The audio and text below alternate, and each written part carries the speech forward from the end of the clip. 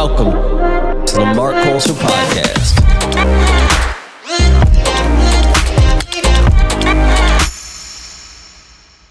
So my podcast has been around for about a year, and during that time, Spotify, YouTube, iTunes, the whole 9 yards. But during that time, I've talked about crypto. I've talked about NFTs a little bit. I actually think I briefly touched on it like a year ago, and I'm so salty that I didn't get in a year ago. Yeah. Oh man, because I could have been on the Bored Ape Squad. Yeah, you could have copped the Beeple or whatever the fuck was popping Oh, off. Yeah. But we've talked about it for a long time, and so recently I've been talking about it more and more and more, and so I'm like, who better to bring on the podcast than Frank from the DeGods? And so welcome to the podcast, man. How's your day going? Dude, great. Now that I'm here. Hey, man, I appreciate you doing this. I know you're definitely the first person that I've ever had on the podcast who's wearing a mask. And is that a Bitcoin mask, by the way? Yeah, you got to rep. You got to rep the OGs. Love it. So you got a mask on and you got sunglasses, and that's not because you're worried about me giving you COVID. It's because you're not publicly doxxed. So can you kind of explain that as to why you're not, for people who just don't get that, and then also just for people who are wondering? Yeah, totally. So my thought process with not being doxxed is basically split up into two parts. I mean, one, you kind of never know the crazy people that are out there, and we have pretty high ambitions with DeGods, and so I just never want to have to worry about, you know, my family or my fucking girlfriend or my friends or whatever it is if things become big or if things go poorly. I don't know, you know, and I don't ever want to have to worry about that. That's kind of like the basic safety side of it, but I think more important and more helpful to other people that might want to start a collection or do something in this space in the future. I find that it allows me to be a lot more clear-headed as like a leader of this community, because when people say good things or bad things about Frank, I can separate that from who I am as a person, and that allows me to take the good and the bad kind of in an even-keeled way and not stress about how people are perceiving me, which is kind of something that's core to the human condition. So I find that it actually allows me to make better decisions and be a better leader for this community, honestly. Yeah, no, I mean, I feel like that makes a lot of sense. It's been something that I've always, you know, kind of publicly I've said before. I've always been a big docs person because my name is everywhere. Like, I've always been super transparent about who I am and everything like that. And so part of the reason before that I've said that I'm for people publicly doxing themselves is because of obviously all the rug pulls and things like that. And sometimes you want to know who's involved with the project. But when it comes to the DeGods, one of the reasons why I've never had any worries about, like, you know, this being a rug pull or anything like that is because even though you're not publicly stating like, hey, this is me, this is, you know, my background completely and all of that, you're super transparent you're basically the leader of the DeGods, and you're on you know, basically the battlefield, like leading from the front. And that's what I've always loved and respected about you, is that you're in the Twitter spaces, you're tweeting all the time, you're interacting. Is it difficult kind of going from, you know, having that like Twitter persona to then like going out to dinner with your family? Is it weird separating the two? No, honestly, because I think other people that are, and it's not just creators of projects, there are plenty of people in the space that are pseudonymous. You know, they have their PFP as their profile picture, a unique name like Soul, you know, DGen69 or whatever it is. And I think that actually allows you to be more of yourself than you can be IRL sometimes, because you're not really, again, coming back to, you're not really worried about how people are perceiving you, and you really get to just say your thoughts unfiltered because you're not worried about the backlash, the perceptions of, you know, negative or positive. So yeah, I think that it's not that difficult to switch, and it actually makes life switching a lot easier because it's kind of a switch on, switch off type of thing. Like, I'm either in Frank mode or I'm with my mom, you know, and those are pretty different. So overall, I would just say that it's pretty nice, you know, being able to be confident and bold with decisions that I make as Frank, knowing that I'm making them for the betterment of the project. And you touched on something earlier with rug pulls. You know, there are a lot of rug pulls of people that are doxxed. And I always think about doxing as kind of a cheaper, easy way to categorize a project as not a rug pull. But a lot of times people that do dox still end up rug pulling because nobody does anything. So I just think that's like maybe a filter to look at. If you have close to zero confidence in the project, it might get you 10% more confidence. But I think actions are pretty clear on the blockchain, on Discord, on Twitter, of how someone communicates. And if you've been in the space for a while, I think it's pretty clear sometimes to tell the difference between, a serial rugger versus someone that's actually trying to build something. And that was the thing that, because like I said, I have been publicly, like, I like when people are doxxed and things like that. And I don't want to dive too much into the DeGods yet. We kind of got three different sections we're going to go into this. But one of the reasons why I was like, I have 100% full faith in this team is because of how much I could tell how much work went into coming up with the DeGods and coming up with the paper hand bitch tags and coming up with everything behind it, the language and everything like that. And I was like, somebody who's trying to scam people is not putting in that amount of time, because you're not going to waste that creativity. And that's what I loved about you guys, was that the language was different, the kind of like the fuck you attitude, but like you're either with us or you're against us kind of thing. I was like, the language is too awesome. It's so creative. I was like, there's no way this is a rug pull, because they care too much. And, obviously you can tell with some projects they don't have that. So I guess for a little bit more background on you, what information can you give about who you are as a person, some of your background, things like that? Yeah, absolutely. So I think I've mentioned this a few times before to people in the community, but my background comes from growth engineering. So I'm like a decent developer, not the best. Where I've really specialized in the past is building, growth funnels and creating growth for usually like SaaS products in the startup space. And so I had a startup that went to Y Combinator. That was kind of my first experience with startups. Before that, I was making movies actually. And so I started this business in college, and it kind of really took off. My friend told me about Y Combinator. I applied, we got in, and I really just fell down this rabbit hole of Paul Graham. He's the guy that created Y Combinator, his essays. And they really just colored my perception on reality of how to create something, how to build something, and more specifically, how important growth is to almost every, business, startup, project that people create. And so I fell really, really deep down the rabbit hole of how do you create growth and what drives growth. And when I first heard about crypto was through Bitcoin, and I kind of just bought it as an investment to start out with about a year and a half, almost 2 years ago. And I started aping into Bitcoin pretty much first when it clicked for me.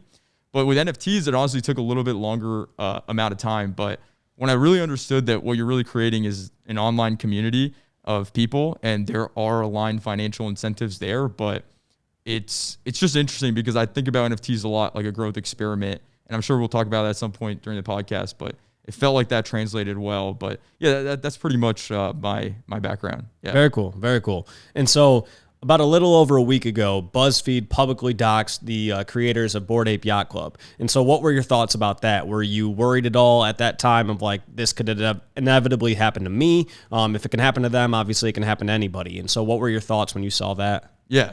Well, I'm honestly not too stressed about the doxing. If it happens, it happens. I feel bad if the Bored Ape founders didn't want that to happen, but I'm not too worried about it because I know I'm not doing anything wrong, I guess. Right. Again, it just comes back to, I think it allows me to be more effective, keeping like the idea and the personality of Frank its own thing, and keeping that separate. It allows me to be more clear-headed. So if that were taken away, I do think that would suck. But for now, I mean, I think it's fine. And more importantly, for the DeGods community, I don't even think me and who I am in real life matters as much as like kind of what Frank has been built up to be. And I think it's almost like the Fight Club thing where like we're all Frank at the end of the day. And so, yeah, I don't put too much importance in what happens if I get doxxed. I do think it would be, not as cool for the DeGods community, and I want what's best for the community. So if it's kind of this anonymous, mysterious person that could be anybody, I think that's probably better, Yeah, I mean, it's cool. Like, I feel like even before meeting you today, I know your voice, and then you see like the Frank is typing and how that has like gone viral with people just, I think, didn't someone get that tattooed? Yeah. That is so cool. Insane, yeah. So how did you come up with the name Frank then? Honestly, I'm a big Frank Ocean fan. So that's a great answer. That was where it came from. Love Frank Ocean. And yeah, I thought, Frank's a dope name. There we go. There we go. Yeah. So, okay, so going back to kind of your interest in NFTs, what got you interested in just as an investor standpoint, or were you interested right away in terms of creating your own project? Oh, definitely not in terms of creating my own project. What got me interested in investors' perspective was just, so I'm also kind of like a data nerd, and just looking at it, I'm I'm mostly, for the most part, a Bitcoin, I wouldn't say maximalist, but I'm a big believer in Bitcoin's value growing over time, to put it simply. So the rest of the crypto space just kind of seemed a little bit off-putting to me. But I really got into trading shitcoins on Binance Smart Chain. Yeah. And when I was there, I just looked at a lot of these project creators and I was like, wow, like this is pretty horrible. You know, a lot of rug pulls and just a lot of lack of clear communication, a lot of lack of interesting things going on. But I started looking at the math of NFT projects and I was like, yo, people think this is lame or not cool, but the delta on, you know, trading, flipping, and even just holding NFTs is probably greater returns than 99% of altcoins in the space. And so that's what kind of on the math data side got me interested in it at first. And I started diving deeper and I just saw that this is basically a asset that people can hold, but it's so much more than these shit coins that people are literally just looking at the pair on BNB to that coin or on to USD. And it's so much more than that because you have a community and you have people that care about what's going on, people that care about each other. And it's way more of the wag me mentality. It's kind of cringy now to say, but it's way more of the wag me mentality than most of the space. So that's kind of what attracted me to it. And now I look at NFTs as probably the most bear market resistant asset for the same reason, because you basically need 5,000 people for an average 10,000 profile picture collection to agree, hey guys, fuck everybody else. This is the value of this asset. And if those 5,000 people agree, you could see a lot of big NFT projects holding their value through any bear market downturn because it's not a fungible asset. It doesn't trade around, you know, different asset prices. It kind of holds its value based on what the holders believe the value is. So now I look at NFTs as probably one of the best assets to hold in the space. And I kind of look down on altcoin traders and people that are all about making profit for not having some exposure to NFTs because it's a pretty incredible arbitrage and it's fun as fuck. Yeah. I mean, that's obviously the thing that got me into it was just kind of like the first time I pressed mint on something, I was like, man, I'm addicted to it because the first mint I missed out on. And so, you know, I was ready, you know, 3, 2, 1, boom, mint.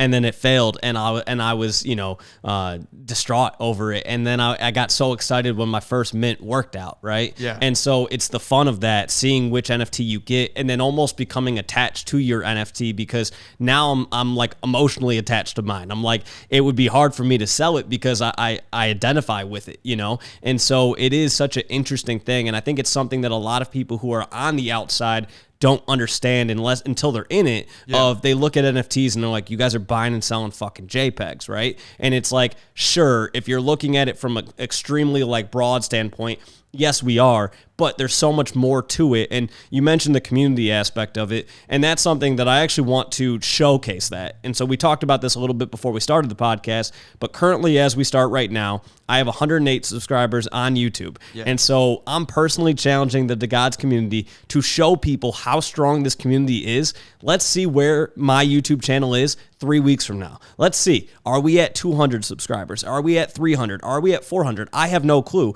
but I would love to see how strong the DeGods community is because I know how strong it is. You know how strong it is, but I want to showcase people who are watching this YouTube video right now that don't know anything about the DeGods. Look to see the follower count. If it goes up 5 followers or 5 subscribers, like obviously the DeGods community is not as strong as we say it is. I want to showcase that, and I think it's a cool challenge to the DeGods community. All right, DeGods community, let's get this motherfucker to 333 subscribers minimum. All right, let's see what happens. Let's do it. Yeah. Clip this up. Put this on Twitter. We're getting there, 100%. Hell yeah, let's do it. But I think that's a cool part of it as, you know, the community aspect of it is so cool. We've seen that with my coffee line and how the DeGods have supported that. And I don't want to dive too deep into the DeGods yet, but I think that the community aspect of NFTs in general is the coolest thing. I mean, I've never really been a huge Twitter person, but I've recently got into it a ton just from listening to Twitter Spaces and from interacting with people on Twitter, talking about all kinds of shit, from NFTs to talking about the Super Bowl a few days ago and so many different things. So how do we bridge the gap between kind of like the Twitter, Discord, you know, NFT world and the people that are on like Facebook, Instagram, and then like in real life that don't know much about NFTs? How do we bridge that gap? Yeah, I think it's going to probably end up looking a lot different than collecting art. So I think when you look at the base invention of what a non-fungible token is, it could be used for a lot of different things. Coachella obviously is working with Solana to create a ticket. And that makes a lot of sense, right? Because right now you lose a lot of, like Ticketmaster even loses a lot of value from people trading tickets offline where they don't get a percentage of the royalties. So I think a lot of things like merchandise, ticketing, you'll see a transition for big Web2 companies to adopt, whether it's enterprise companies or they build it in-house for some kind of blockchain where they can collect royalties on secondary market purchases. So and that also is good for the consumer because it guarantees authenticity because you can verify it on the blockchain. So I think this might be the more controversial opinion, but the current state of NFTs to me will always remain niche. When it's just PFPs trading art and on speculative value at the end of the day.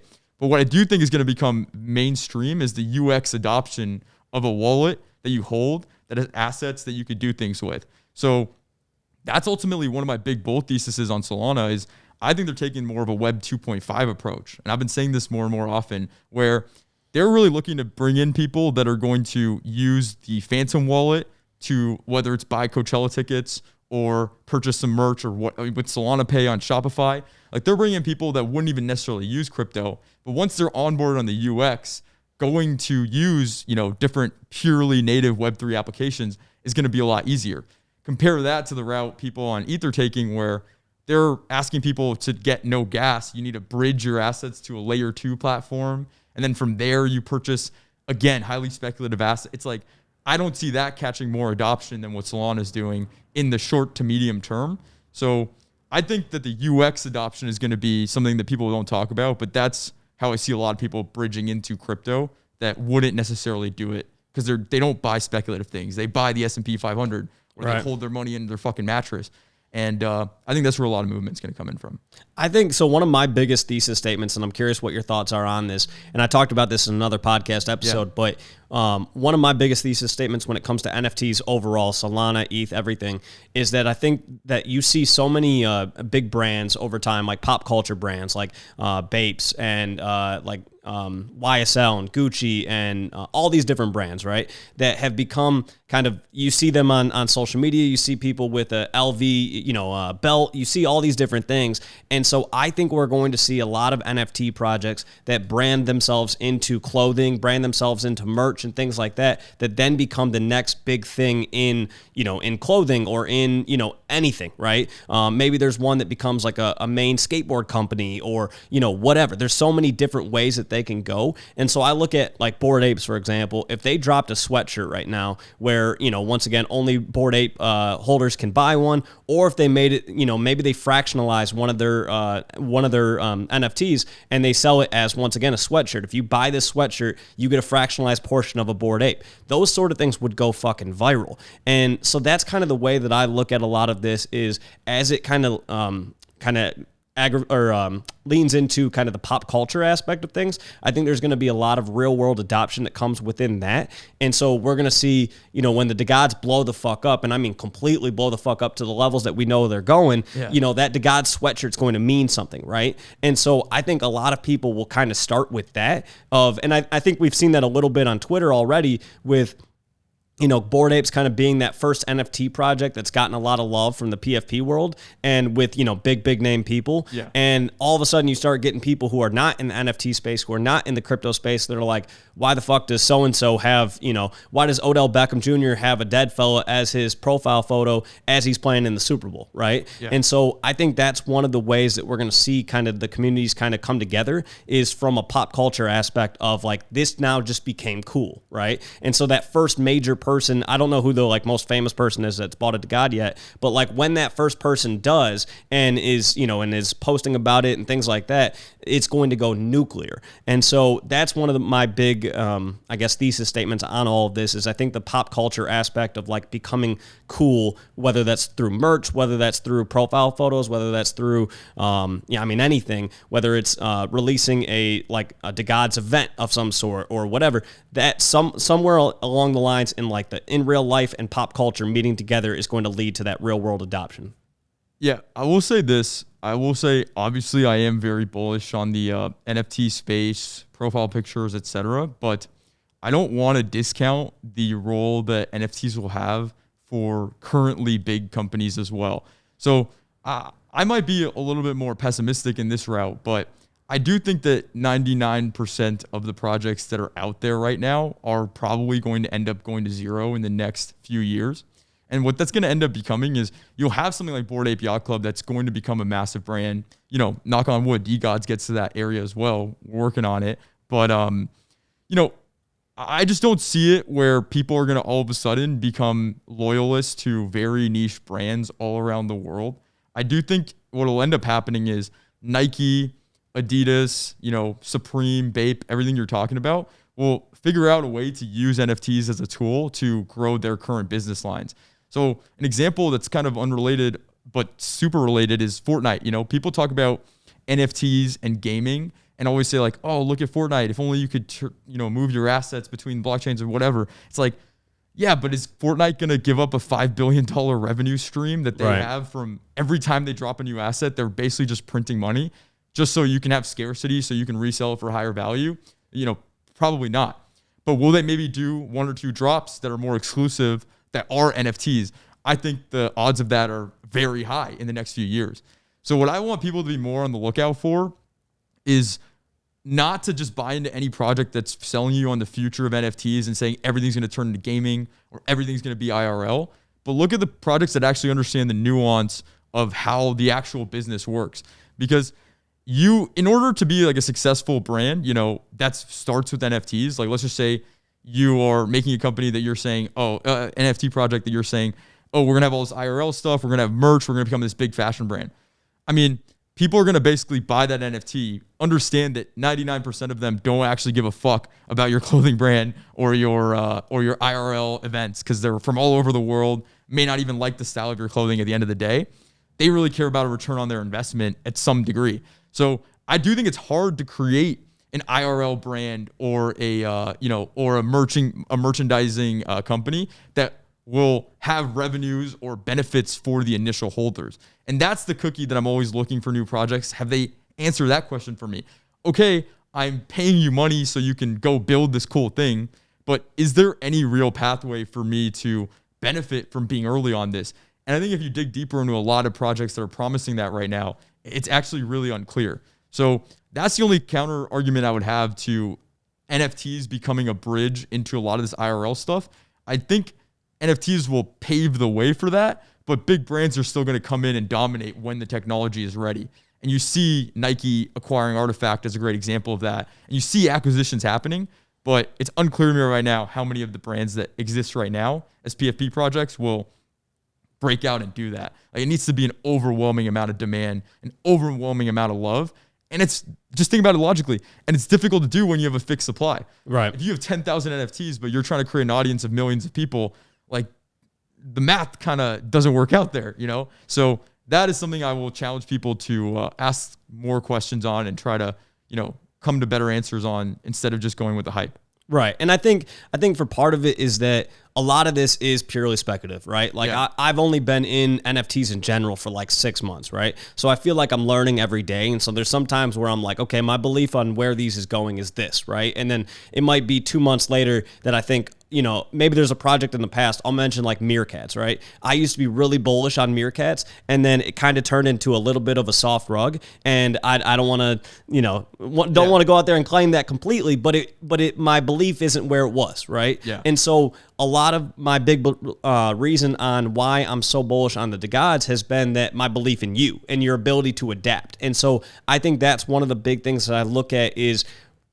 right now we can speculate on where we think NFTs are going, right? But it is merely speculating because it is still so early in the space, right? And so I look at a lot of times I'm investing not just in the art or in the name of the project or anything like that. I'm investing into you. I'm investing into the team. Do I believe that whichever way NFTs go, whether it's pop culture, whether it's, whatever it ends up being, the technology, whether it ends up, wherever it goes, I believe that people like you are going to figure that out and are going to lead a project to the promised land, essentially. And so that's one of the reasons why when the DeGods dipped initially, I never lost any faith in it because I've always believed in your ability to figure it out. And so that's one of the reasons why I think you're investing into a team that's going to make those right decisions. So a lot of when you mentioned, you think a lot of projects are probably going to go to zero, I'm right there with you. I think 99% of projects are going to go to zero, just as 99% of cryptocurrencies are worth zero. Web 1.0 startups during the .com is like everything goes to zero for the most part, and then a few survive. Yeah. Right. And so you're investing into the team that's going to be able to make the proper adjustments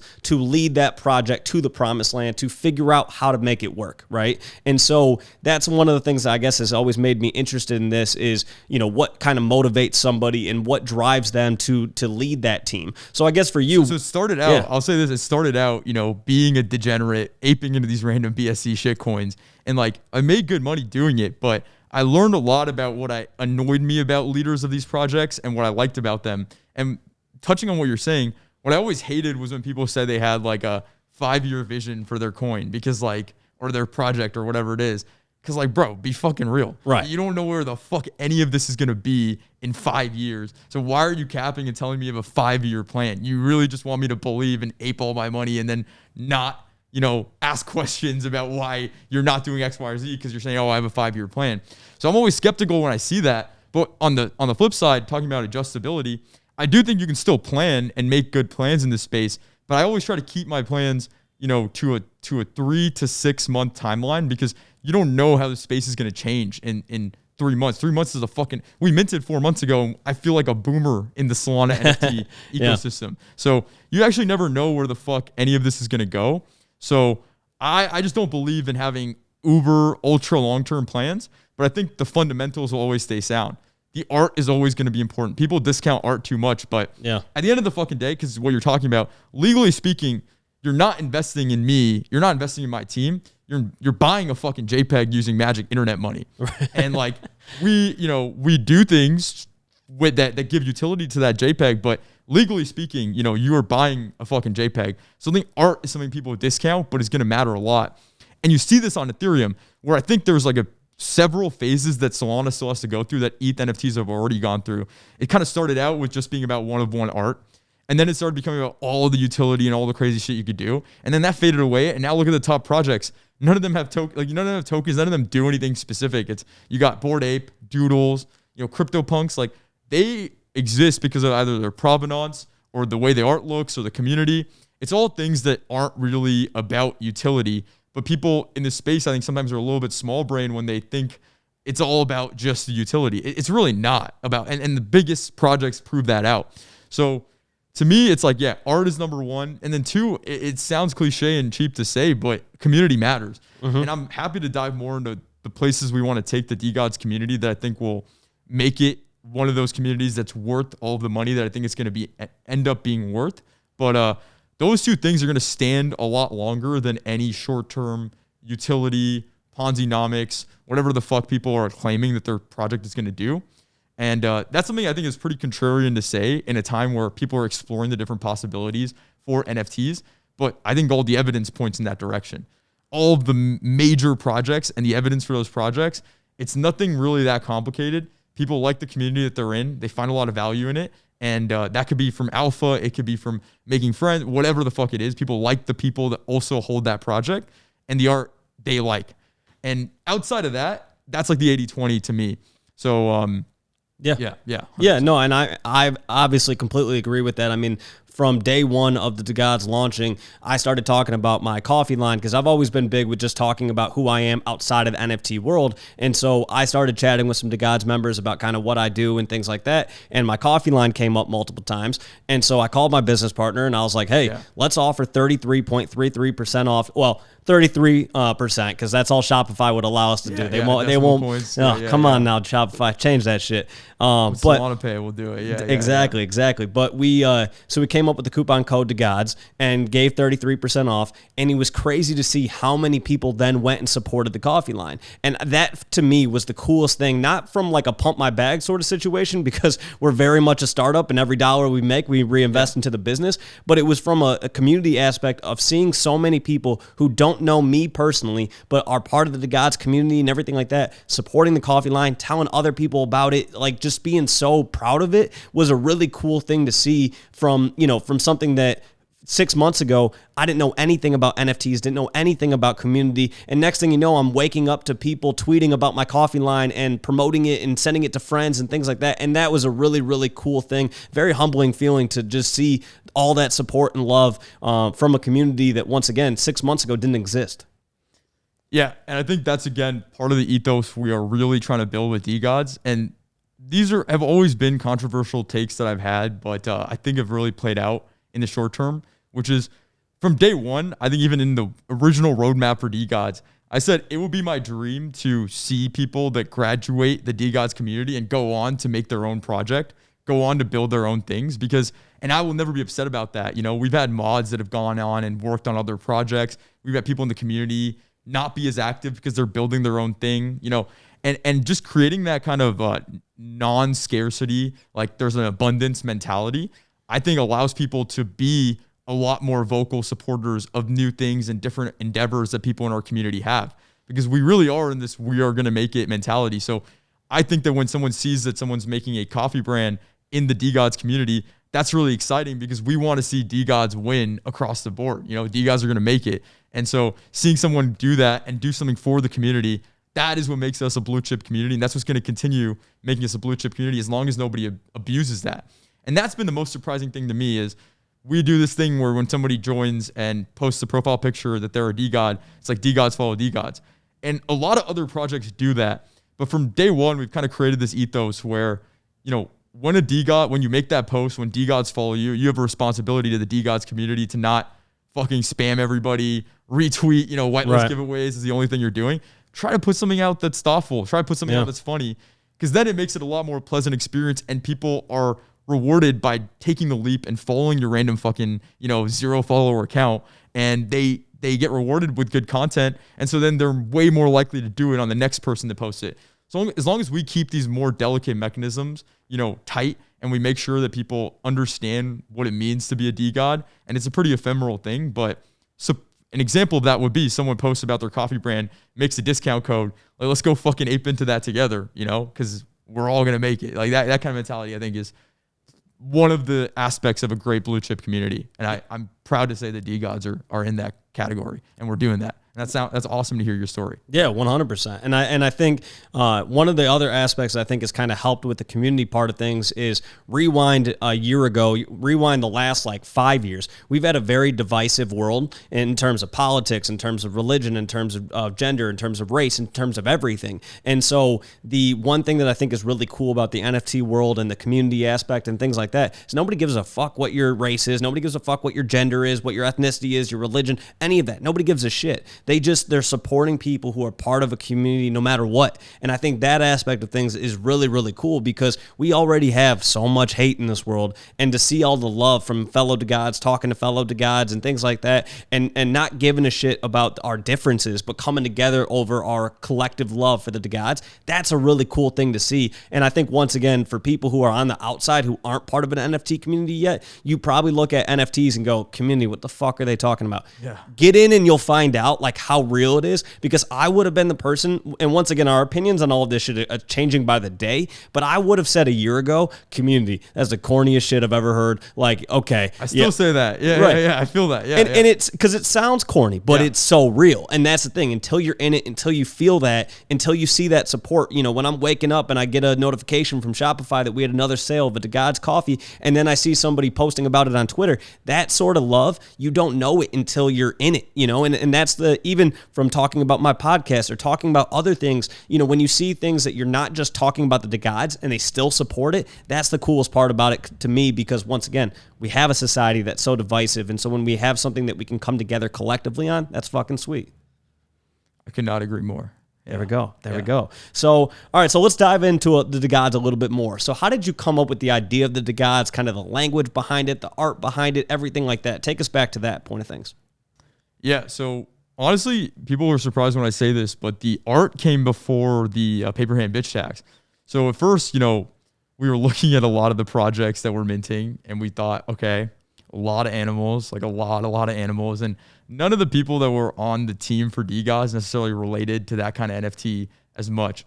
And so we were like, yo, fuck it, BDE, let's just come in, let's just be gods. And we were looking for domain names, and we were just trying to think of something interesting, decentralized gods, degenerate gods. So DeGods was available. We aped on that shit immediately. So we first had like the art that we thought was fucking awesome, and then we had the domain, and we were starting to kind of tool around with, okay, how do we make this different? What can we do that's special? And coming from the startup mentality, it was always about trying to solve a problem. And at the time, and being a degenerate myself, I just fucking hated paper hands that would kind of fuck up the vibes, because you mint a project, you might get like a dope NFT, like it might get a rare or whatever it is, and then you just see people listing under the floor. And it's really hard for a project to come back once you mint and you debut under the floor. So the initial idea for the paper hand bitch tax was, okay, there's more of a spirit of experimentation on Solana.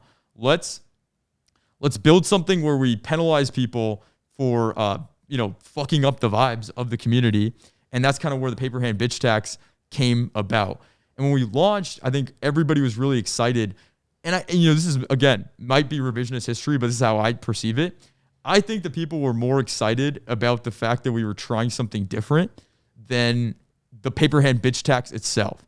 And I think over the months, it was a very dark time for DeGods, because it was a conflicting kind of sense of community voice that I was hearing, where some people were saying the only reason they bought them was paper hand bitch tax.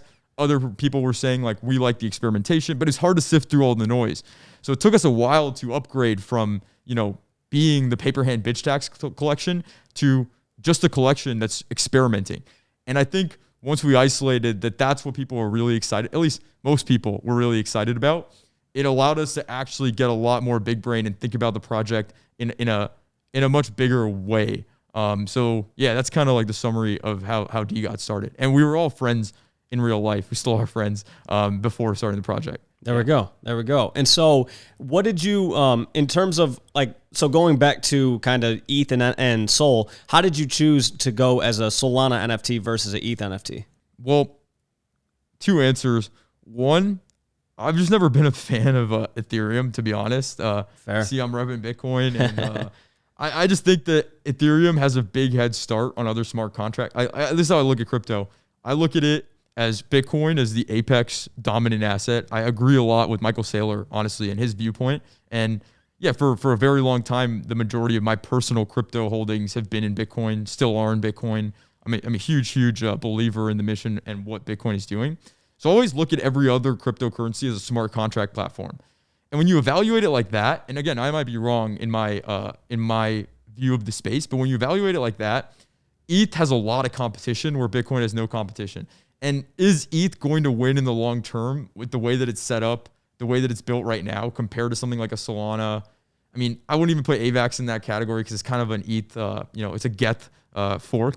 So I look at Solana, I look at ETH, I'm just looking at it, and I just don't see a lot of advantages in the long term besides the head start that ETH has had in a smart contract as a smart contract platform.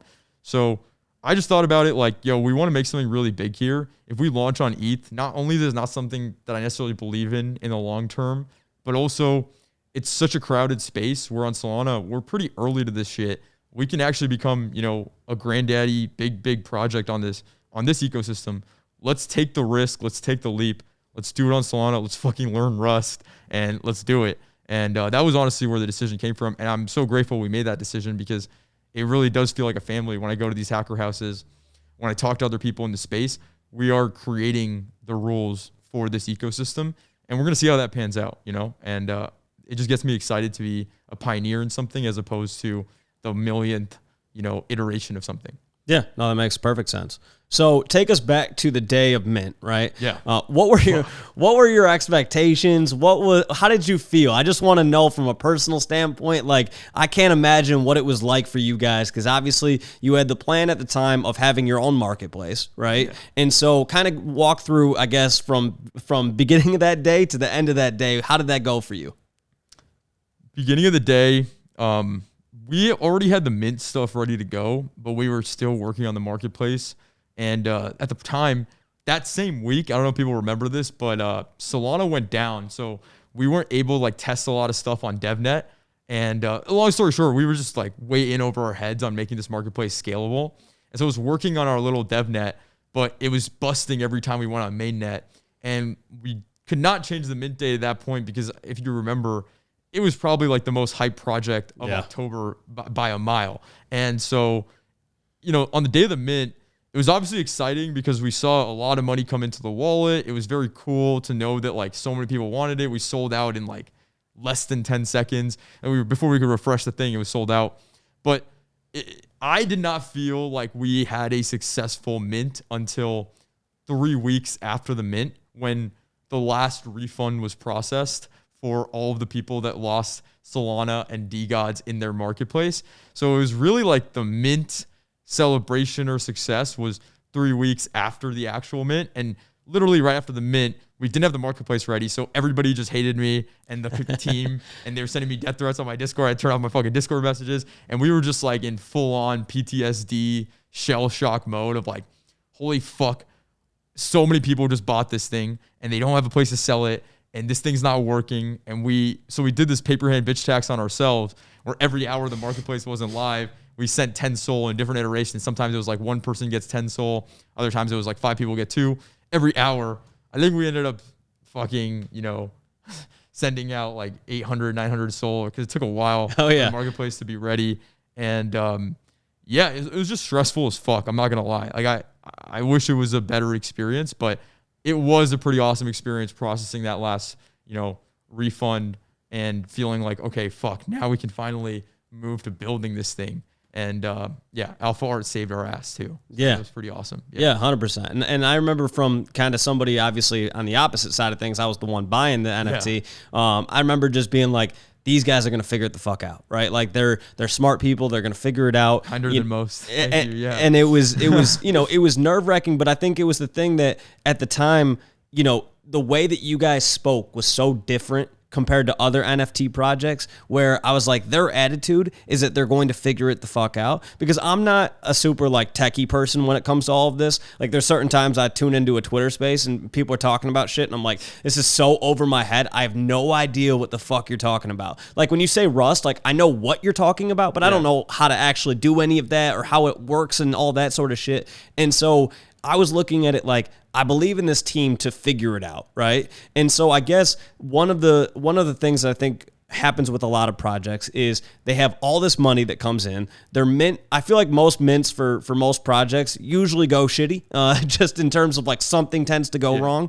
And so for a lot of projects, I think what happens is money comes in, something fucks up with the mint, so maybe they're getting some hate on Twitter or whatever, and some of them just kind of go, okay, fuck it, I made my money, I'm out. Like, see you guys later. So what kept you motivated during that time and to not rug people? Because I know obviously that's not in your character and things like that, but obviously there's all the stress, and all of a sudden you got a big-ass bag of money sitting there. Yeah. So what kept you motivated during that time? Well, first, I want to just say I would be a complete liar if the thought did not come across my brain multiple times, especially, when we were really trying hard to fix things and it was just like an intense wave of negativity. And I don't know if people remember this on the Discord, but it's just like anytime I would type for about 2 weeks straight in the Discord, it would just be spammed with clown emojis. Mm-hmm. And, at some point I was just, so I mean, the thought definitely came across my mind like, bro, fuck this shit. Delete the Discord, delete the Twitter. Let's fucking do whatever we want with this. People bought the JPEG. Fuck it.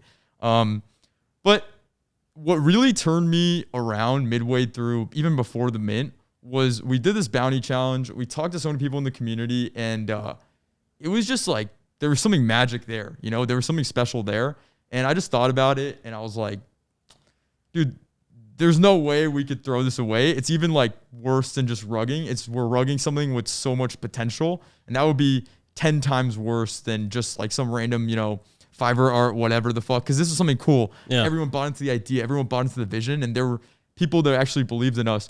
So once we got through the refund period, and once we got through that, I think we spent like 2,000, 3,000 SOL from the mint revenue on just refunding people.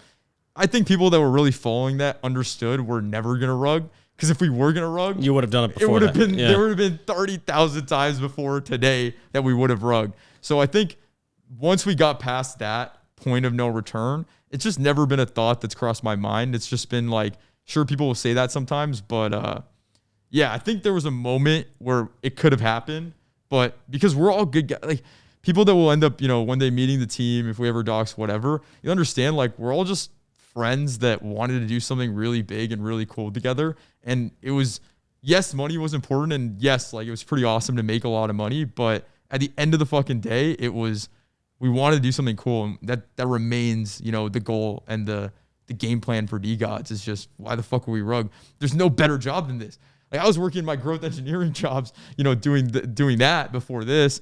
And I would never go back to doing that, compared to running an NFT project in a community like DeGods. Like this is the best job in the whole world. Like what else the fuck would I be doing with my time? So once I started to really process all of that stuff, just rugging seemed like a retarded fucking decision, and it's never going to happen. Yeah. Yeah. And that's something too that I think I would love in my dream world to have people on the podcast that were all part of projects that rugged, because I would love to know kind of what caused them to do that. Because I do think sometimes we forget that the people who are leading these projects are real humans, right? Yeah. And they feel real emotion. And some people have anxiety naturally. And then on top of that, when you have things going fucking wrong, your anxiety fucking spikes. And so it's easy to just say, delete, delete, delete. I'm out. See you guys later. I got my money. Peace the fuck out. And so when, one of the things about the DeGods that I loved is that the community stayed upbeat. Obviously there were the people, always going to be some negative people and things like that, but we saw a lot of those people sell ASAP, get the fuck out.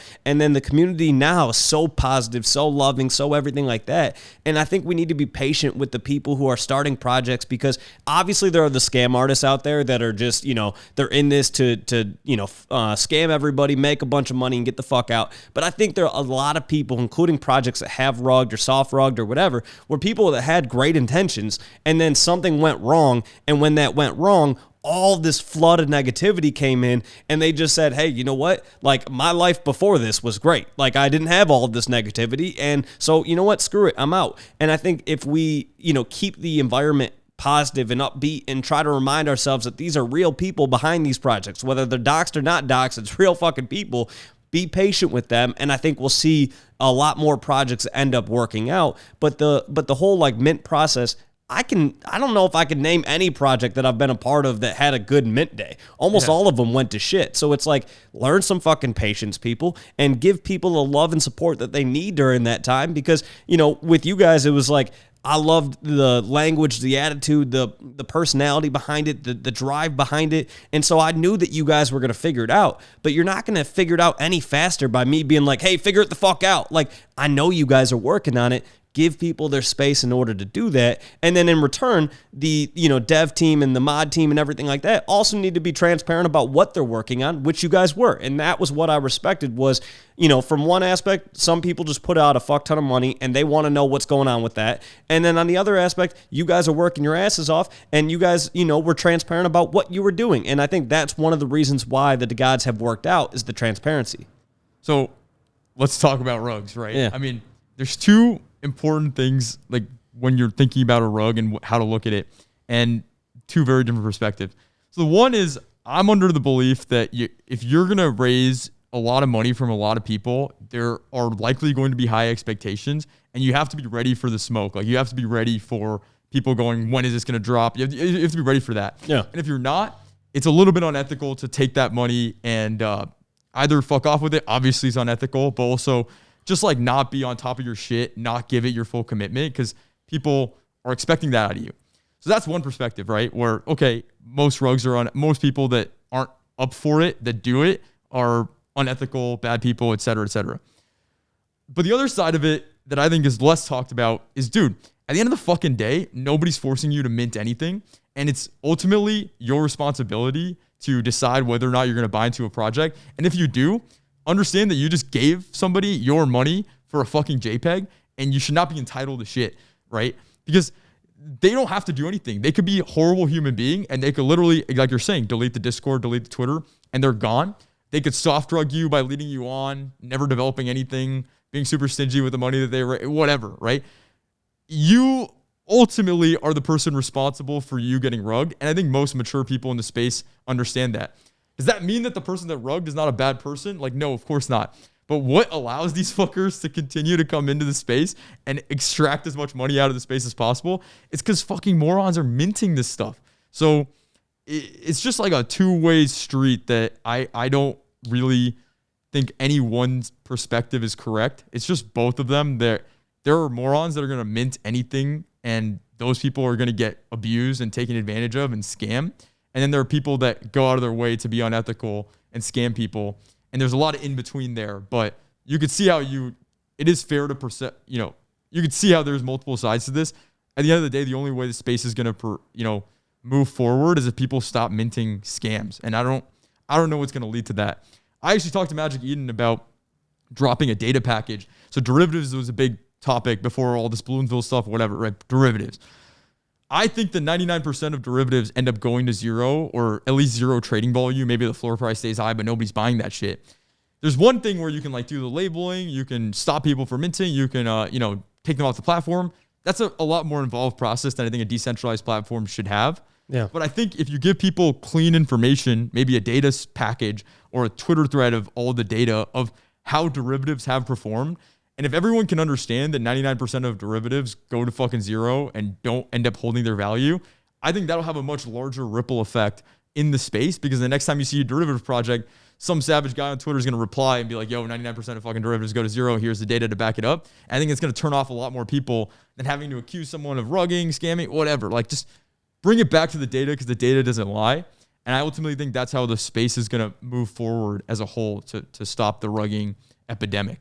Yeah. And I think a lot of times too, it goes back to, like you said, at the end of the day, you're minting an art piece, right? You're minting a JPEG. And so sometimes I feel like some of the promises are so crazy. Like when we talk about some of these game promises, we're going to have this incredible game. And it's kind of like, people, do they have any proof that they've ever done that? No, or can they do that? And what is giving you that belief? And that's one of the things that I've tried to, remind myself in terms of, because I've been rugged probably, 10 or 15 times, right? Yeah. And so there's a lot of soul searching when you lose that kind of money. And, and there's money that I would have spent on DeGods that I don't have anymore because those projects are now worth zero and whatnot. And so one of the things that I look at now, and I'm curious as to how you would judge a project now in terms of, I guess, I don't know if you buy into a lot of projects or how you look at projects and how to which ones to buy into and which ones not to.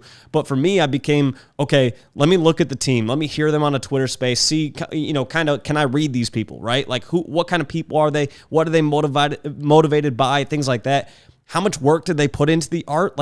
Derivative art, a lot of times I'm like, dude, you barely did anything. Let's be real. It's not all that evolutionary. And so, just kind of who are they as people? What kind of effort did they put in? And then are they promising things that are fucking crazy and realistically not going to happen anytime soon? Because if they're promising something, like you said, it's hard to have a very long-term goal with a lot of this because things change so damn quickly. So if what they're talking about is something that's going to take 2 years to do, do we even have that kind of time to make that happen? Or are people going to, panic before that and we're never going to see anything like that? So I guess it's trying to have a more realistic viewpoint of when I'm buying this, what do I actually think I'm going to get out of this? What do I think is actually feasible for that team to accomplish?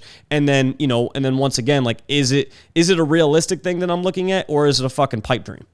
I love this question.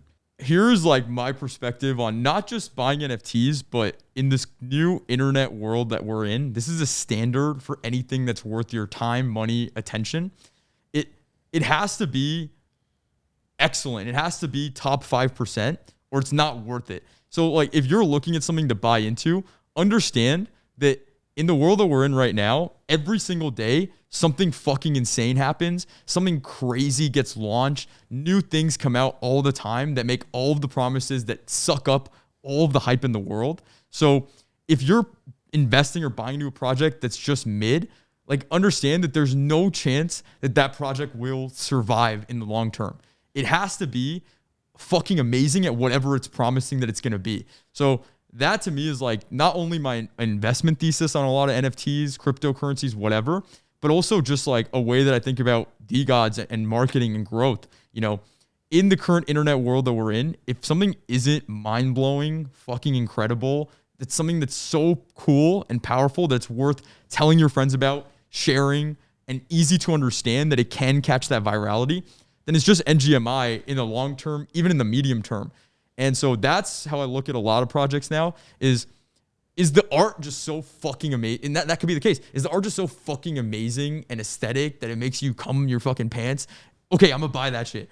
Is the tokenomics so well thought out, like Super Shadowy coded out? They literally have all the RPC nodes that run fucking Solana. Like, yeah, I'm gonna buy that shit. Like, you know, DJ Nape's first one to come out, and it's just, I mean, Monkey DAO, best DAO, you know what I mean? Like, there are these things that they're incredible at.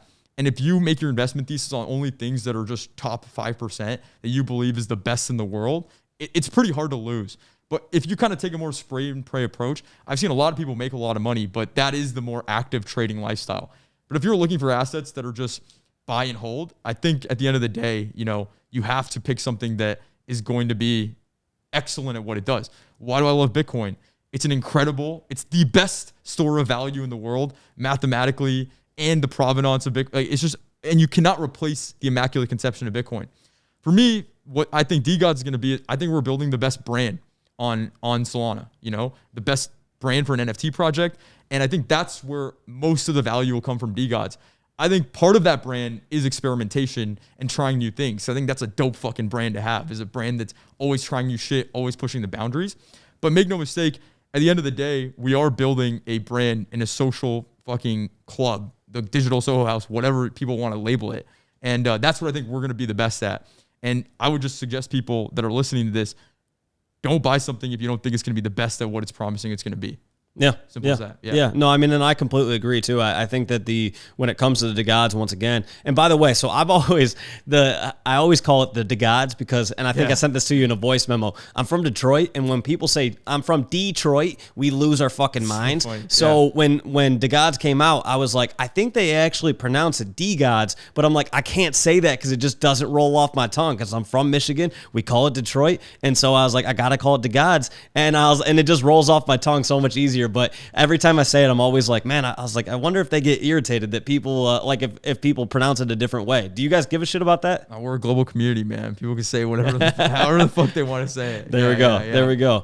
But yeah, no, I think the community aspect, once again, of the DeGods is what separates it from everything else. Like there are so many projects that promise so many different things. And what I know about the DeGods is like you said, the experimentation. Like I truly believe that no matter where the NFT world is, like I'll be curious to listen back to this a year from now and be like, okay, Mark, were you right at all on like the pop culture thesis, or were you completely fucking wrong on that? Like no matter where I think all of this is going, I believe once again in you and then the people that you surround yourself with to figure it out, right? And the fact that even, you know, you sitting here and doing this, like you didn't have to accept doing this, but you did. And I love that because now we get to have a conversation that a lot of people are probably, I'm hoping I'm asking questions that people in the community want to know, but it's the thing of you taking your time out of your day and coming here to do this says a fuck ton about you, because there's a lot of people who wouldn't do that, right? And so that's the thing about the DeGods is that you guys are leading the battle. Like you guys remind me of Jon Snow from Game of Thrones, where when he whips out the fucking sword and he's taking on everybody. It was like, let's fucking go.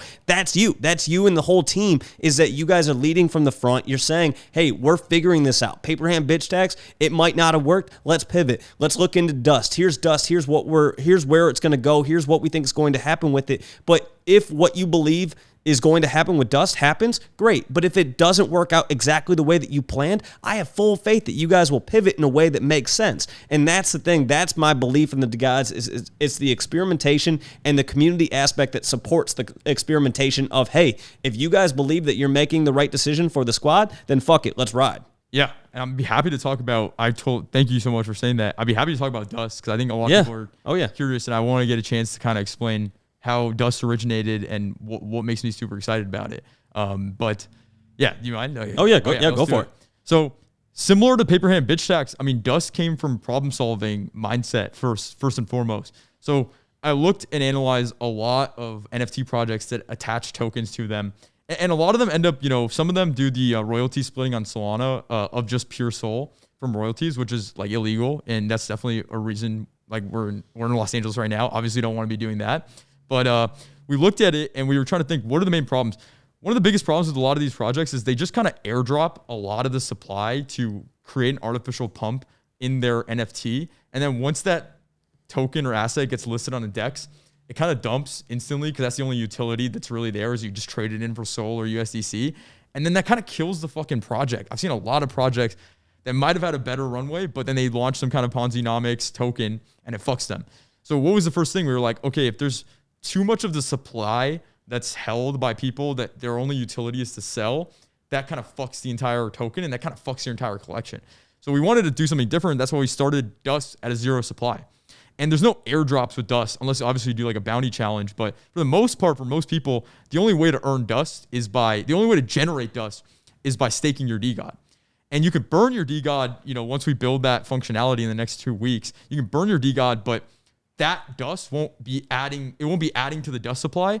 It'll just be coming out of the revenue in Dust that the DAO generates from auctions, from buying Stardust, where we're collecting as a treasury, more and more Dust. And if you burn your DeGod, it just resupplies. So basic concept there is we just don't want to have too much supply sitting in the hands of really big holders where their only utility and the most plus EV move is to just sell the token. And so that's kind of where the idea behind Dust came from. And I think the way we're sequencing it is going to create a lot of utility for Dust on each step and also help Dust not insta dump the day we list it on a DEX. So Dust is going to be listed on a DEX at the same time that Stardust is going to be, available for people to purchase. And a lot of people, I think we were talking about before the show, are not going to have enough Dust in order to upgrade their DeGod with Stardust. So this is where it gets interesting. Sorry if I'm boring people, but I think this is where it gets really interesting, right? So a lot of people are not going to have enough Dust from just pure staking in order to upgrade their DeGod. When you upgrade your DeGod, and we're finalizing the numbers right now, but you will have a staking boost on your individual DeGod. So when you upgrade it, it might be a 2x, it might be a 1.5x staking rewards that you get. So I think a lot of people are going to be incentivized to buy Stardust as soon as it's available. But the interesting thing is, like I mentioned at the beginning, it wasn't pointless. We don't start with an entire supply of tokens, like 99% of tokens, are minted. We started from a 0 supply. So if you wanted every single DeGod to be upgraded with Stardust, you would need about 9 million of staked DeGods. You need about 9 to 10 million Dust in supply. The problem is that there's only going to be about 1.8 million Dust available in general when we launch on a DEX. So I think it's going to be interesting because there's going to be a long period of time where there's not even going to be enough Stardust in circulation for everyone to upgrade their DeGod into a DeGod. But I think that's going to create a really interesting dynamic where it's not going to be an insta-dump coin like a lot of people that launch coins with their NFT projects do. And on top of that, there's going to be so many different places where you can spend Dust. And when you spend Dust, it goes out of circulation into the treasury. So let's just say I win the auction for the SMB or for a DeFi Pirate or whatever NFT that we're doing auctions for. That's going to go in the treasury. The only way that Dust ever comes out of the treasury is if somebody burns their DeGod. So we're just creating a situation where you're really benefiting all of the holders. And we could have easily done like another mint for Solana if we wanted to. I think we would have been able to pull it off. But we really want to keep the original DeGods holders collecting the most value possible. So that's why DeGods are not going to be an inflationary, drop. It's only going to be a swap on the PFP that you currently have of your original DeGod. And that way it's non-inflationary. And I think that's going to make all of these things really exciting and keep Dust a very utility-based token. And then eventually, obviously, getting listed on Magic Eden as an accepted currency is going to be a big deal. And finding more and more ways to get people to use Dust, whether it's with gambling, with casino, blockchain applications, whatever it is. Sorry for the long rant, guys, on Dust, but there's a lot that I'm really excited about. And I'll top it off with this. And I've never said this before, on recording or breaking news. Breaking news. This is a real alpha. Down the line, what we're going to do is we're going to start purchasing with the DDAO. We're going to start purchasing DeGods that have not been upgraded to DeGods with the DAO treasury, just like we purchased other NFTs. And then we're going to list them on a marketplace where people can buy them only with Dust. So it's going to be interesting is we're taking DeGods off the Sol marketplace, putting them on a Dust marketplace, and you'll be able to buy them with the upgrade already. So it will basically be so the way Dust burning works is you can burn your DeGod and you get 1,000 Dust plus the amount, of the rarity of that DeGod. So if it's rank 1 and there's 10,000 in supply, you get 11,000 Dust, 1,000 plus 10,000 of its ranking, right? That's exactly what they're going to be priced in Dust. And it kind of works out perfectly because Stardust costs 1,000 to upgrade. But what it's going to do is it's going to take DeGods that have not been upgraded over time out of supply. And the only way that you could only way someone can whale or ape into those DeGods that are clean that you can upgrade are going to be through buying a fuck ton of dust. And so we're just creating it where dust is a really supported utility-based token. And I think, I don't want to like become a moon boy, but I think people could kind of do the math at home of how that would be a very interesting tokenomic, experiment that we're running with dust. Just always driving utility back to DeGod holders and dust. I think that's fucking brilliant. Yeah. And rant over. Sorry. That's fucking brilliant. I mean, it's one of the things like, so going back to, I'm not like a super like techie person when it comes to all of this. So even like staking in general, there's so many aspects of like the crypto and NFT world that's confusing to a lot of people. But when you first broke down dust to people on Twitter, I think there was a long thread. I was reading it and I was like, man, this just makes so much fucking sense. You have the dust, and then there are things that you can buy with the dust. There are certain ways that you can earn the dust. And I was like, it's just such an interesting concept, and there's so many different ways that you can take it. So even when you were just talking there, I'm thinking in my head about like how much dust I should have at certain points, and then kind of what you need to do to get more dust and things like that. And I was like, it's just fucking brilliant. And I love it. I'm super excited to see how it actually plays out once it goes live, because I do think like it's one of the most well thought out ideas. And I know obviously after the paper hand bitch tax, I'm sure you guys had an idea in your head of how that was going to go. And then when it didn't go exactly the way you planned it, you obviously pivoted and made decisions and things like that, which I love. Speaking of the paper hand bitch tax, I love that there still technically is a paper hand bitch tax by if you unstake your DeGod, you get hit with, what is it, 0.33 SOL? 0.033. 0.033. We're not that sadistic. Yeah. 0.033. Yeah. But yeah, and so I'm very, very curious of how dust plays out, if it plays out exactly. I love that you're talking about this actually, because so during December, I basically aped into like 5 or 6 different game theory books, because at the end of the day, this is I love the branding. I mean, it's just true. DeGods is a fucking experiment at the end of the day, and it's an experiment that heavily involves incentives, disincentives.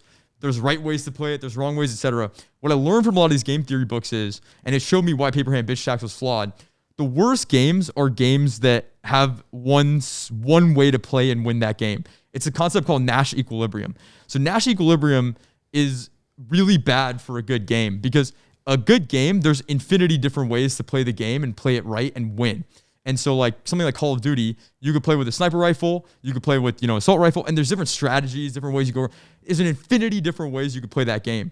With Paper Hand Bitch Tax, it's the definition of a Nash equilibrium, which is a bad thing, because there's really one right way to play the game, which is just listed above the fucking PHBT threshold, like right above it. And then you either get burned by the burn bot, or like you don't. And then, you more likely to get a purchase. Because if you look at the average sale, I was looking at the data, 99% of all of our purchases were coming in at, right around the floor price. And that ultimately was a very poorly designed game in retrospect, because there's only really 1 or 2 right ways to play that game. With Dust, what we've learned and what we're implementing with Dust is there is 100 different ways to play the game of Dust. You could burn at an opportune time and win a super undervalued auction, because not enough people have Dust that are willing to, you get an arbitrage on the price of Dust that day. Let's just say when we do the DeGods thing, where we buy DeGods off the marketplace and you can just buy dust to buy a DeGod. There could be a day where dust is trading down on the liquidity on the pair, and you see the arbitrage on floor versus, if you just buy the dust, if you just bought it in Sol, and you can arbitrage that and you can play that game. You could play a game where, you're not even participating in the auctions, you're just staking dust and you're selling X amount when it trades over a certain number. Like, there's an infinity number of ways you could play the game of using dust and holding your DeGod that I think is going to be very, very interesting to see how the different ways people play that game. And it's the whale's setting it up to be like a whale's dream, right? Because you can easily arbitrage a lot of these different components if you have enough capital. I think that just creates a more efficient market for DeGods. And I always say that the definition of a blue chip asset is, so there's like a blue chip community, which I think DeGods is. We have the insane activity, we all support each other, etc. But the definition of a blue chip asset, which we are not at yet, is a highly liquid, non-fungible asset. Meaning, if somebody lists something at the floor for a CryptoPunk, or even 1 ETH under the floor for a CryptoPunk, best believe that shit's getting bought in a fucking minute, or a bot is buying that instantly. Bored Ape Yacht Club, same thing. That's when you get to like blue chip status, is when as soon as something gets listed and it's a good price for what you're listing at, it'll get bought immediately. until you, and a lot of collections aren't at that place yet, but until you get to that stage, until DeGods get to that stage, I'm not ready to call it a blue chip asset yet, because we have to earn that. And there has to be basically a never ending liquidity for if you ever want to sell or buy a DeGod. And so, I'm sorry guys, I go on these rants sometimes, but that's what's interesting to me about the different ways that people can play Dust, the game of Dust in this experiment. Yeah. Yeah, I mean, the game theory side of things is really interesting. It almost reminds me of like a Squid Games, but without the potential of you dying, right? Yes. Like that was them social experimenting, right? Yes. And so, you know, it's really cool to see that how you guys have been doing that, because I think that's something where it's really easy to let your pride get to you and go, well, we've got this idea of paper hand bitch tax. This is the game we're playing. Fuck it, play the game or get the fuck out, right? And you were willing to sit back with the team and go, hey, listen, this game isn't working, okay? This game is flawed, and here's why it's flawed, and here's what we need to do to correct the flaws, right? That says a lot about you guys, because once again, it is really easy for your pride to get in the way and go, you know what? No, we're doing this. We're sticking to it. The people who are saying that this isn't working, fuck them. And, you know, and it becomes toxic really, really quick, right? Yeah. Instead, you looked at it and you looked at the game theory and you said, this is why the game is not working, because this is the most common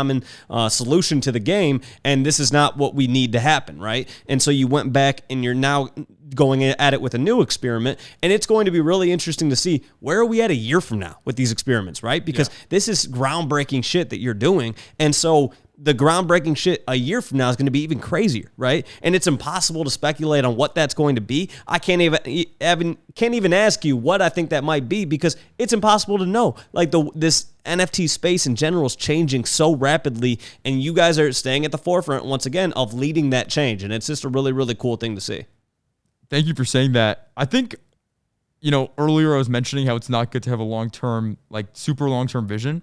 I will say, and this might, again, be interesting for DeGod holders to hear, and maybe I'm wrong on this, and I'm always, like you said, looking for feedback and seeing where I might have a blind spot, but I honestly think that we are doing a lot of the crazy stuff right now, but longer term for DeGods, I imagine DeGods becoming a lot cleaner of a brand. That doesn't mean like we stop cursing, things like that. I just mean like I imagine the DeGods is going to grow 80-20 based on the brand and the way that DeGods is perceived to people inside the Solana ecosystem and also outside of the Solana ecosystem. And I don't want us to become one of the projects that gets lost in the sauce, you know, for lack of a better term, of like, oh, dude, look at this cool experiment we're doing, or like, oh, we're trying this really interesting, like super niche DeFi thing. Because at the end of the day, people are buying Bored Apes for $500,000. Bieber bought one for 1.3 million. You know, not because of the tokenomics, not because of the interesting little niche thing that they're doing, but because it's a fucking statement, it's a flex, and it's a brand at the end of the day. So I've been turned on to this only after starting the project, because I'm a fucking nerd. If you guys could tell listening, like I am a fucking nerd, and I think a lot about, like, I think Dust is really exciting. I think it's really interesting. But do you really think, you know, LeBron or fucking Post Malone or any of these people that are status symbols at the end of the day in this society give a fuck about that? Like, in my mind, probably not. Yeah, probably not. But the crypto community, the Solana community loves experimentation. I personally love experimentation. And so we are going to continue to experiment. But my hope is in a year from now, we're not experimenting with, you know, super niche tokenomics. We're experimenting with how do we have the most viral Super Bowl ad, or how do we create, you know, the most interesting online fucking maze or experiment or thing that just blows everybody up that may not even know anything about NFTs. So that's where my head wants to get to, but we're just not at that place right now. But what I'm way more interested in doing is getting out of our crypto bubble and building things for a much bigger audience. But I'm humble enough to know that we're not at that place yet. So I'm not going to try to start doing, you know, Super Bowl commercials or fucking like billboard ads or whatever right now. But I understand that that's the direction we want to get to, where we're doing stuff that's, you know, Banksy-esque, where we're blowing people's minds and with really interesting experiments that we do, but in a much more mainstream, broader appeal way than where we are currently right now. That's really interesting to me for a few different reasons, and you brought up a few different points there. And so one of them, the other day, you tweeted that you said something along the lines of, I'm paraphrasing here, some of the DeGods we know are kind of ugly, and one of the reasons why we're doing the dead DeGods is because we want to fix that. We want all DeGods to be fucking sweet, right? Yeah. So that goes back to the whole pride thing of you didn't let your pride get in the way. The artist didn't let, I believe it's she, let her pride get in the way to create this new dead DeGod. DeGods, right? So I guess kind of go into how did you guys decide to do that? Was there a pride, thing getting in the way there of like, we think these look beautiful? Like what was kind of the rationale behind changing up the art? It's really funny because Delilah is the first person to shit on the art. Like it's like, we built it, and I think it was again, it's about a moment in time. And I think when we launched with DeGods, it was very unique. And to this day, I think the art is very different than anything else that exists out there. Yeah. And I think that's a positive and why it's such a recognizable brand. Like you see a DeGod, you recognize it on your feed for the most part. You can't say that about every NFT project, right? Yeah. But when I look at the details and the intricacies of a lot of them, like for example, on the what's it called, the nebula skin, right? I look at the way that we did the glow on that, and I'm just looking at it, and I think, man, this is a little bit sloppy, and this is like a really rare trait. And there's even the more common ones that I just think, dude, we just did this in not the best way. And I would hate for that to be the legacy of DeGods or be a reason why people don't buy in because they don't find the art aesthetic. And I know what we're capable of. We're bringing on more art talent onto our team. People that are watching Scum.Soul, his name is Mateo. I've been in love with this one-of-one art. I've been seeing it over Twitter. I think we saw him when he had like 200 followers. And we started hitting him up immediately. We were like, bro, how do we get you to work on this team? And I'm proud to say he's going to be working on the DeGods art now because Delilah's only one person, can only do so much. Right. And so, our main thing is, dude, it's not lost on me how important the art is in this equation. And I know a lot of people don't believe that, but it is the fucking case. The data backs that up. The art and the way these fucking JPEGs look matter a lot. And I just know we could do a better job. And I just think that the concept behind DeGods is very interesting. It's just this idea of, from death comes life. And this idea of almost you picture somebody's the dead god is like laying on the ground and flowers are growing out of it. Creatures are crawling on top of it. It's just this post-death life type of vibe. I think that's just a beautiful theme where I think the original DeGods didn't necessarily have a theme. There was just kind of more of a scattershot approach, which fits the internet age because it's very random in certain ways. But I think it would be really compelling to have a strong narrative and artistic theme across all of our art. And so I want us to have a second shot with DeGods, and I don't think we're going to disappoint. I'm very confident that these DeGods are going to blow people's fucking mind. And I think DeGod holders deserve the best art that could possibly, exist for DeGod holders. So yeah. I'm fucking super, super, super, super pumped for it. Words can't express enough how pumped I am for that. I'm pumped, man. Yeah. I can't wait. Get my Frank PFP upgraded is going to be sick. Yeah. Let's go. So the other thing that I was going to say, so speaking of PFPs, how much does it bother you on a personal level when you see somebody who has a DeGod as their profile pic and then they change it for whatever reason? They change it to another NFT that they purchased, or maybe they change it to their own personal photo. Like, what are your thoughts on that? I think the record will reflect that I'm a very empathetic person when it comes to people in our community, especially given like the floor price for the last few months, understanding like the lack of maybe success and delivering on successful things over the last few months. I don't hold anybody to any expectation that they need to back DeGods no matter what. And I'll never get upset if we were talking about, I won't say the name, but there was a holder that I really personally liked a lot and participated a lot with DeGods. And one day out of nowhere just sold all of his DeGods. And that definitely sucked because I felt like that guy was an awesome part of our community, et cetera, et cetera. But at the end of the day, this is real money that we're talking about. And everybody is putting in for some people, a significant amount of their money into this project. So the last thing that I'm going to do is criticize someone how they manage their own fucking finances and their own life and their own brand. All I can do is try to make DeGods the best project possible so that people feel proud to represent it. So if anything, it's more of a signal to me. If people start turning their PFPs outside of DeGods, it's like, damn, where are we fucking up? Why is our brand not there? What are we doing wrong? So I actually think it's a good signal when people start doing that because a lot of people have been repping DeGods since day one. And so if I see one of those, let's go. And yours is icy, dude. Yes, sir. Fire, the hell bro. background. Hell oh background yeah. Goes Oh yeah. But so when I see that, it's just more of a signal. Damn, we're not doing something right. This person that was really loyal to us switched up. What can we do better? Yeah. So another question I have for you, and maybe this is the new DeGods are kind of fixing this, but one of my, I guess, concerns from the jump was how do we get more females into the DeGods? Yeah. Because it's a male photo, right? Yeah. And it's obviously it has kind of male connotations to it and things like that. So how do we get more females into the DeGods? Yeah. And so there's two ways to answer this. I'll give you the non-politically correct answer, and then I'll give you the politically correct answer. the non-politically correct answer is, I personally, and I'm a guy, so what the fuck do I know, right? But I am personally like sometimes cringed out by projects that are created, I guess, by guys or created to specifically attract females, to mint their project or to be a part of their community. Because I just feel like it leads to sometimes over-sexualized, relationships between people and interactions between people in the community and those girls. Yeah. They're over-fetishized or whatever it is. And other times it just feels very baity and just not authentic, And that's one part of it. And that's kind of like the more non-PC thing where I never want to go out of my way to make this like, oh, we're making this for the girls to come in. Like, come in, girls. Like, this is the project for you. And I think that DeGods, at the end of the day, it is male because at the end of that's just what Delilah was better at drawing. Like, the honest answer is Delilah drew a girl version of the DeGods and a guy version of the DeGods. And the girl version just did not, like, for whatever reason, like, we just were not able to make the features, like, accurate or correct. It just didn't look good. And so that's kind of what the initial decision was. But as we progress with DeGods, I do think that the dead gods probably won't be like female, but they'll be more ambiguous because they're fucking dead.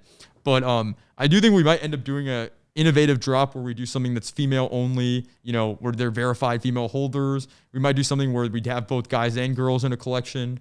I honestly don't know what it's going to be, but I know that there are DeGoddesses. Some of them stay quiet, and I know who they are. Others of them are way more public about it.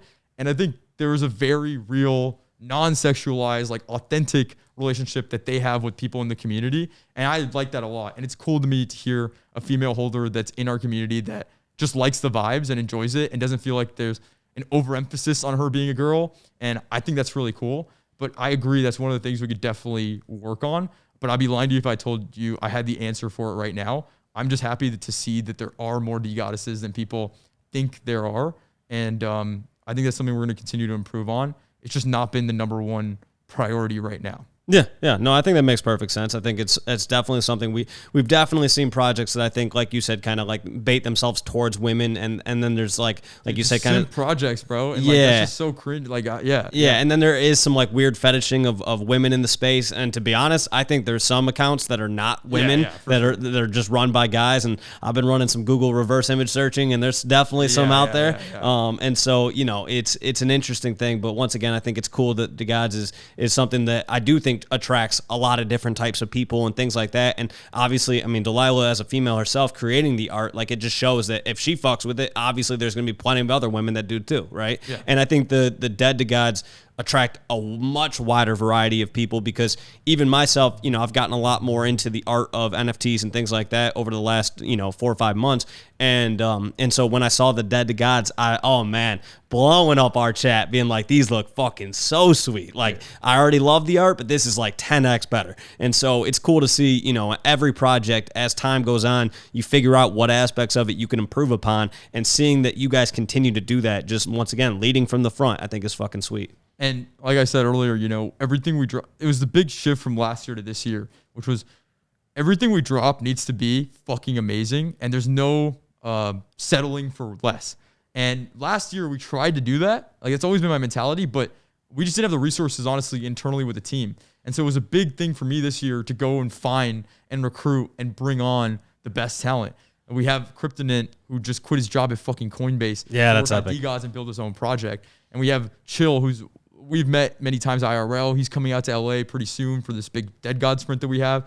He's just a fucking legend. And I feel grateful that he's working on our project and that he was able to quit his job as well to work on DeGods. And that's kind of the magic of Web3. And now that we have the talent on board that we do, I feel a lot more confident in saying and pushing these ideas that I know that when we launch them, we're going to be in that top 5%. No matter what. And everything we do going forward, that's the bar, that's the standard, because anything less is just NGMI.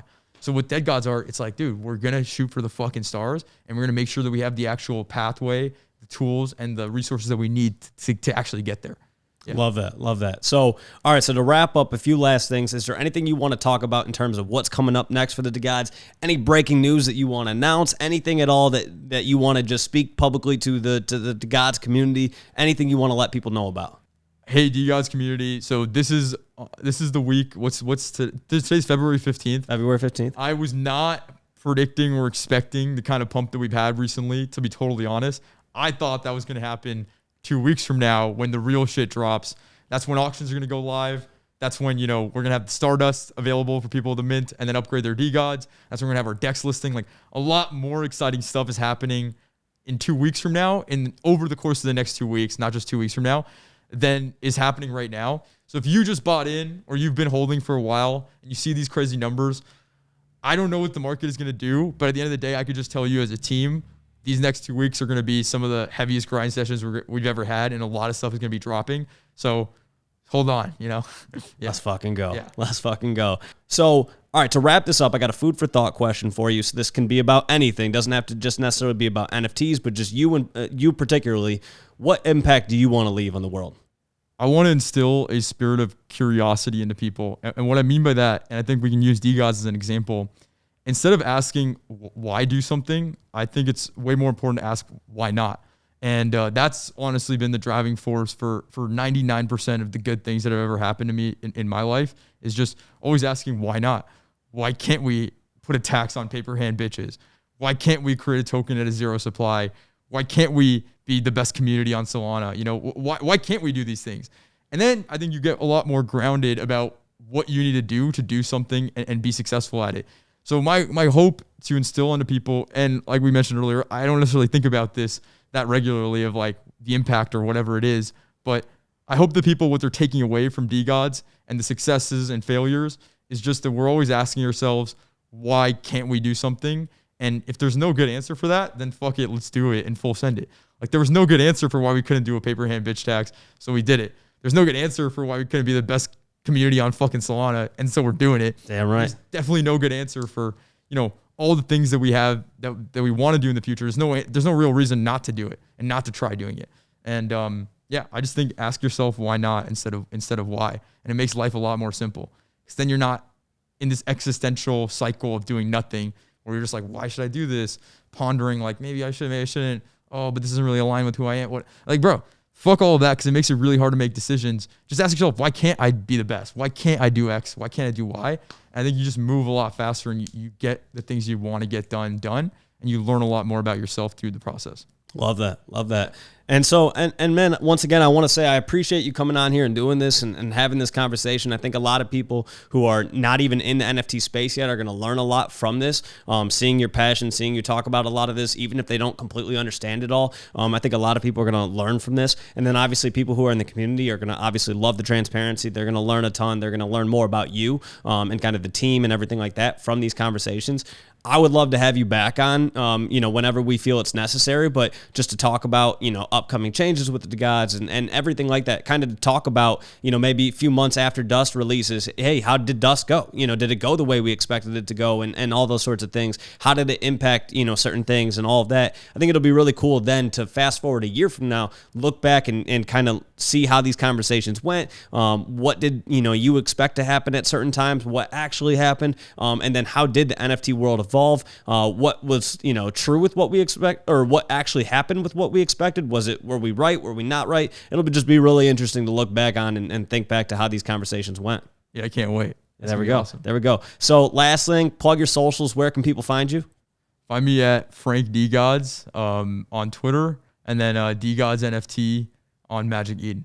there we go. Well, hey man, once again, there we go. Yeah. Once again, thank you for coming on. I appreciate it. This was fucking sweet, and very much looking forward to the next few weeks, and then for the months that follow that, because I know there's always going to be something new coming. There's always going to be something happening and everything like that. And from the whole DeGods community, appreciate all the work that you're putting in and leading things from the front, and the whole team and everything like that. I know the whole team doesn't get probably as much love as they deserve to get, yeah. but they, we know that everybody's busting ass behind the scenes, and it's very, very much appreciated. Thank you so much for having me, and I appreciate you for doing this. No problem, bro. All right. Awesome. Have a good day, guys.